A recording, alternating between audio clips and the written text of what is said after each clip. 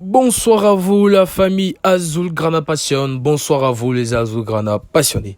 On espère que vous allez bien, nous ça pète la forme. Bon les amis, faut qu'on parle clairement du match de demain.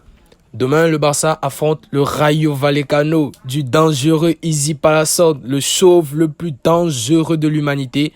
Demain le Barça affronte le Rayo à 20h et ça sera à Vallecas. On sait tous ce qui se passe quand le Barça affronte le Rayo. Sur les 3 derniers matchs, le Barça n'a pas gagné un seul face au Rayo Vallecano. Et donc, demain, le Barça se déplace à Vallecas dans l'optique d'avoir 14 points d'avance en tête de la Liga. Parce que ce soir, le Real Madrid de Carlo Ancelotti s'est incliné 4-2 face à Gérone. Tati Castellanos a été incroyable et nous a fait une Lewandowski face au Real en marquant 4 buts. Donc demain, en cas de victoire, les Blaugrana prendront 14 points d'avance en tête du championnat. Et en fait, ça me rend pas serein en fait, de savoir que si le Barça gagne, le Barça aura 14 points. Parce qu'à chaque fois, si vous vous rappelez bien, sur les 2 derniers mois, à chaque fois que le Barça a eu l'opportunité de creuser l'écart de plus de 12 points, le Barça a choqué. Et malheureusement, demain, le match qui tombe, c'est un match pour nous, un match piège. Parce que demain, il faudra faire le taf, mais il faudra surtout être concentré. Parce que le Rayo Vallecano, à domicile, c'est l'équipe la plus difficile à jouer de cette Liga. Donc, demain, les hommes de Xavi vont se déplacer en banlieue madrilène. Déjà, c'est bon signe parce que le Barça a récupéré De Jong et Pedri qui ont été excellents lors du match face à l'Atlético Madrid, que le Barça a remporté 1-0, qui était la première victoire des Catalans sur les 3 derniers matchs. Même si le match n'a pas été totalement maîtrisé, c'est un match qui a permis au Barça de regagner en confiance. Et donc, demain, le déplacement sera certes difficile, mais le Barça a quand même les armes pour pouvoir gagner ce match. À noter que face au Rayo Vallecano demain, Sergio Busquets sera suspendu et Xavi a dit aujourd'hui en conférence de presse que Eric Garcia pourrait être utilisé en poste de milieu défensif. Bon, moi je pense que c'est vraiment un troll parce que Xavi, c'est vrai, il est quand même bizarre, c'est vrai, il tente des choses, mais c'est pas le match où il faut tenter des choses là. C'est pas le match où il faut mettre Eric Garcia en milieu défensif. Non. Parce qu'Eric Garcia, il est tout sauf rassurant. Lors du dernier match contre l'Atlético Madrid, mais quand il rentre, en fait, je ne sais pas si on se rend compte, mais il a réussi à faire pire que Marcos Alonso. C'est-à-dire, défensivement, il a été catastrophique. Il nous a mis dans des situations difficiles. N'eût été Araujo et Ter Stegen, le Barça perdait ce match 2-1. Et donc, essayez Eric Garcia demain. Ah, Xavi, non, n'y pense même pas. Arrête avec tes trucs là, arrête ça. Faut pas nous énerver. Voilà. Demain, De Jong en milieu défensif, Pedri, Gavi, Kessié, je sais pas moi, tu mets qui tu veux pour l'accompagner avec Pedri, mais pas d'Eric Garcia, non.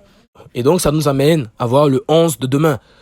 Déjà, on le sait, Lewandowski a été quand même très moyen sur les derniers matchs, et pire, contre l'Atlético Madrid, il a été vraiment énervant et dégueulasse. Alors demain, ça sera certainement l'opportunité pour lui de se racheter. Sur les 10 derniers matchs, il n'en a marqué que dans un seul match. Et là, pour Lewandowski, c'est vraiment beaucoup. Demain, il aura l'opportunité de se racheter. C'est vraiment une occasion en or parce que c'est un adversaire difficile. Dans un match que le Barça devra gagner, il sera certainement titulaire au poste de 9. Donc demain, Lewandowski devra faire le taf. Ensuite, on le sait, pour l'accompagner en attaque, pense que Rafinha titulaire, oui, avec le match qui nous a sorti face à l'Atlético. C'est vrai qu'en première mi-temps, c'était pas du tout ça. Mais en seconde période, il a été incroyable. On a retrouvé le Rafinha de Leeds, le Rafinha qu'on est parti chercher à plus de 50 millions. Et donc, demain, titulaire à droite. Ensuite, à gauche, nous, on pense que Xavi, compte tenu du match, va certainement partir avec un Gavi. Mais bon, mettre un Ansu Fati ou un Ferran Torres titulaire, il n'y a pas de problème. Ferran Torres était buteur contre l'Atlético, même si dans son match, c'était pas vraiment top, mais il a marqué. Et donc, vu qu'il a marqué, il peut avoir une autre opportunité contre le Rayo Vallecano. Ensuite, au milieu, Pedri titulaire, ça c'est clair. Ensuite, Frenkie de Jong titulaire en pointe basse du milieu au poste de Busquets. Maintenant, si Gavi ne joue pas au poste d'ailier, ça sera certainement Gavi qui sera au milieu. Par contre, si Gavi joue au poste d'ailier, un Franck Kessié, c'est top. C'est-à-dire qu'avec Kessié, De Jong et Pedri, on peut facilement prendre le contrôle du match, en plus d'un Gavi qui tourne, qui est dans son rôle préférentiel et qui peut apporter beaucoup de danger dans la moitié du terrain adverse. Ensuite, en défense, on part avec une défense classique.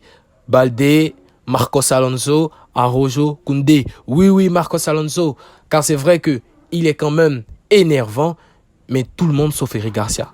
Je suis désolé, même s'il faut mettre Laporta en défense centrale, il n'y a pas de problème, mais pas Eric Garcia.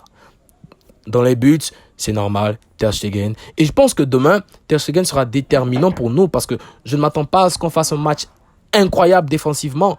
Mais par contre, je compte sur Ter Stegen pour nous sortir des arrêts comme quand il l'a fait face à l'Atlético. Parce que Marcos Alonso, sur son côté, lorsque les attaques viennent de son côté, on sent qu'il est débordé. On compte aussi sur un Araujo pour solidifier les choses et on espère que ça va passer.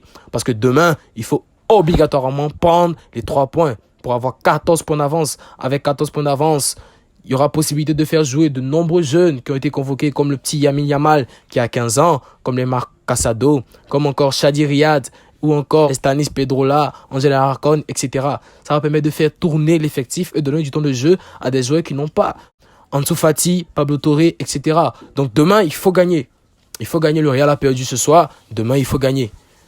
Bon les gars, nous sommes à la fin de la vidéo, on espère qu'elle vous a plu. N'oubliez pas de vous abonner et de lâcher un pouce bleu. Réagissez en commentaire et donnez-nous vos pronostics pour le match de demain.